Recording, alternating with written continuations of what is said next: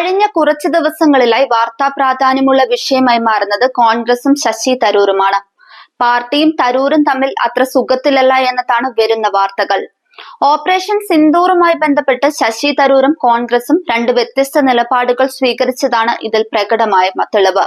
അതുമാത്രമല്ല, പ്രധാനമന്ത്രി നരേന്ദ്രമോദിയെ പുകഴ്ത്തി ശശി തരൂർ തുടർച്ചയായി രംഗത്ത് വന്നതും വാർത്തകൾക്ക് ബലമേകിയിട്ടുണ്ട്. എന്നാൽ താൻ സംസാരിച്ചത് രാജ്യത്തിന് വേണ്ടിയാണ് എന്നതാണ് ശശി തരൂർ അവകാശപ്പെടുന്നത്. അതേസമയം മോദി സർക്കാരിന്റെ വീഴ്ചകളെ കുറിച്ച് തരൂർ മൗനം പാലിക്കുകയും ചെയ്യുന്നുണ്ട്. പാർട്ടിയുടെയും തരൂരിന്റെയും വ്യത്യസ്ത നിലപാടുകൾ നിരീക്ഷിച്ചുകൊണ്ട് സന്തോഷ് പണ്ഡിറ്റ് സോഷ്യൽ മീഡിയയിൽ കുറിച്ചത് ശശി തരൂർ BJPയിലേക്ക് ചേക്കേറാൻ സാധ്യതയുണ്ട് എന്നതാണ്.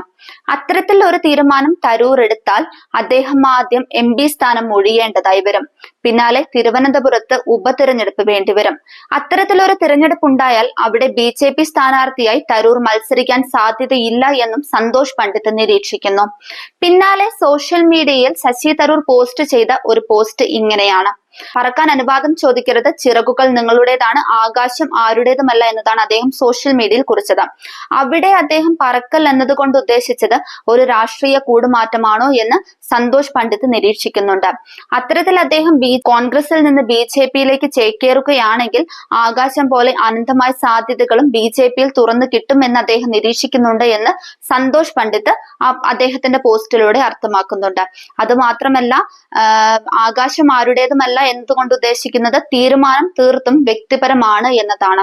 കോൺഗ്രസിൽ നിന്ന് BJPയിലേക്കോ BJPയിൽ നിന്ന് കോൺഗ്രസിലേക്കോ ചുവട് മാറുക എന്നത് തീർത്തും ഒരു വ്യക്തിയുടെ വ്യക്തിപരമായ തീരുമാനം മാത്രമാണ് എന്നും സന്തോഷ് പണ്ഡിറ്റ് അവിടെ എടുത്തു പറയുന്നുണ്ട്.